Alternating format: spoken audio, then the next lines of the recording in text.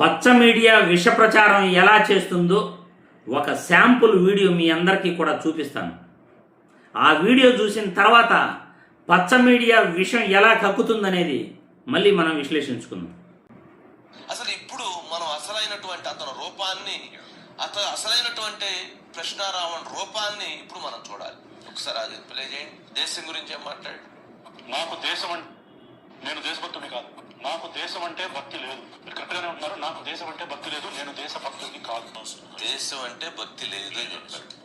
నేను ఈ దేశాన్ని గౌరవించను అని చెప్పాడు. ఈ దేశంలో పుట్టి ఈ దేశంలో మనిషిగా ఉన్నటువంటి వ్యక్తి ఈ దేశం అంటే భక్తి లేదు అని చెప్పి మళ్ళీ చెబుతున్నా వినండి అని చెప్పి మళ్ళీ చెప్పాడు. అలాంటి వ్యక్తి ఈ దేశంలో ఉండాలా? వీళ్ళు పెట్టిన ముక్కలు అతికించి పెట్టిన ముక్కలు. యాక్చువల్గా రావణ్ ఒక సుదీర్ఘమైనటువంటి ఉపన్యాసంలో మీరు కరెక్ట్ గానే ఉంటున్నారు. నాకు దేశం అంటే భక్తి లేదు, నేను దేశభక్తుడిని కాదు. Let me tell you why. అసలు దేశం అంటే భక్తి ఎందుకు ఉండాలి? భక్తి ఉండడం అంటే నాకు దేశం మీద గౌరవం ఉంది. దేశం మీద గౌరవం అంటే అదేదో దేశంలో ఉన్న మట్టి మీద గౌరవం కాదు, దేశంలో ఉన్న మనుషుల మీద గౌరవం. అంటే కులాలు, మతాలు, ప్రాంతాలు, వర్ణాలు, వర్గాలు ఇవేవి చూడకుండా మనిషిని మనిషిలా చూస్తూ మనిషిని మనిషిలా గౌరవిస్తూ ఉండటం, అది నేను దేశానికి ఇచ్చే గౌరవం. అలాగే జాతీయ గీతం దేశభక్తి ప్రదర్శించిన ప్రదర్శన సినిమా థియేటర్లో ఎవరూ కూడా ఇక్కడ దేశభక్తి ప్రూవ్ చేసుకోవాల్సిన అవసరం లేదు. ఈ దేశంలో హిందువులు ఎంత సమానమైన హక్కు ఉందో ముస్లింలు కూడా అంతే సమానమైన హక్కు ఉంది.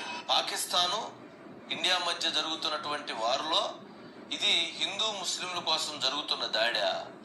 ఇది పాకిస్తాన్ మీద ఇండియా చేసినటువంటి వాళ్ళిద్దరి మధ్య జరిగిన యుద్ధం, ఇది కావాలని కుట్రపూరితంగా చేసినటువంటి యుద్ధమా?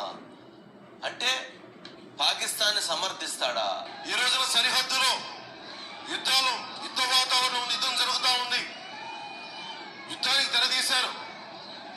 నాకు ముందే చెప్పారు, చాలా సంవత్సరాల క్రితం, 2 సంవత్సరాల క్రితం చెప్పారు ఎలక్షన్ల ముందు యుద్ధం రాబోతుందని. అంటే ఎట్టి పరిస్థితుల్లో ఉన్నాయో మీరు అర్థం చేసుకోవచ్చు.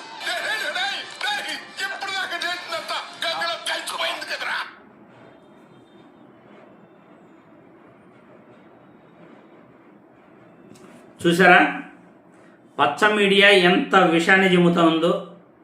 ప్రశ్నారావణ్ మాట్లాడిన మాటల్ని ముక్కల ముక్కలుగా కట్ చేసి చూపించాల్సింది చూపించకుండా పూర్తిగా అతని యొక్క భావాన్ని అర్థం చేసుకునే ప్రయత్నం ప్రజలకి ఇవ్వకుండా ఎక్కడో కొన్ని బిట్లు మాత్రమే చూపిస్తూ, ఏదైతే చంద్రబాబు అనుకూల మీడియాను ప్రతి ఒక్కరూ ఎవరైతే చూస్తారో వాళ్ళందరిలో కూడా విషాన్ని నింపే ప్రయత్నాన్ని ఈ పచ్చ మీడియా చేస్తూ ఉంది. ఎందుకంటే వైసీపీ సంబంధించిన వాళ్ళంతా సాక్షి మీడియా చూస్తారు. చంద్రబాబు అనుకూల మీడియా అంటే TV5 కానీ, లేకపోతే మహాన్యూస్ కానీ, ఆంధ్రజ్యోతి కానీ, వీటిని అందరూ కూడా, ఈనాడుని కానీ, వీటినన్నిటిని కూడా తెలుగుదేశం పార్టీ కార్యకర్తలు, కూటమి నాయకులు వాళ్ళందరూ కూడా, జనసేన పార్టీ వాళ్ళు, తెలుగుదేశం పార్టీ వాళ్ళు మాత్రం ఈ ఛానల్స్ అన్నింటినీ కూడా చూస్తారు. ఆ ఛానల్స్ ఫాలో అయ్యే వాళ్ళంతా ఏమనుకుంటారు? రావణ్ ఏం మాట్లాడాడు? దేశం గురించి తప్పుగా మాట్లాడాడు, దేశం పైన భక్తి లేదన్నాడు. ఆడవరకే వీళ్ళు కట్ చేసి చూపించారు.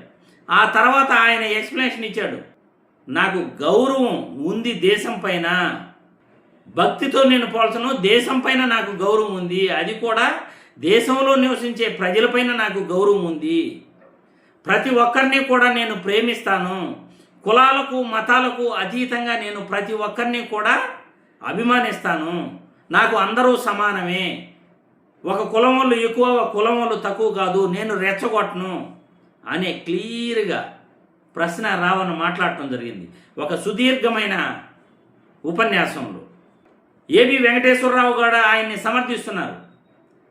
ఆయన మాట్లాడిన మాటల్ని, ఆయన పైన పెట్టిన కేసులన్నీ కూడా అవి నిలబడవు, తప్పుడు కేసులు, ముక్కలు ముక్కలుగా అతికించి పెట్టినట్లు ఏదో కేసు పెట్టి పోలీసులు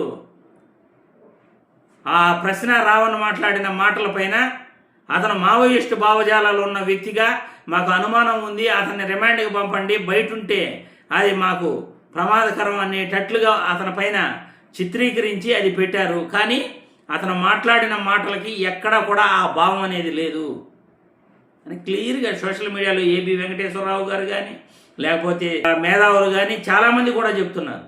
పిచ్చుకుపోయిన బ్రహ్మాస్త్రం వేసినట్లు ఒక యూట్యూబర్ పైన, ఒక ప్రశ్నించే గొంతుకు పైన ప్రజాస్వామ్యంలో వీళ్ళు ఈ ప్రభుత్వం, ఈ అనుకూల మీడియా విషం జింపుతూ తప్పుదారి పట్టిస్తూ ఉంది తెలుగుదేశం పార్టీ కార్యకర్తల్ని, నాయకుల్ని మరియు జనసేన పార్టీ వాళ్ళని.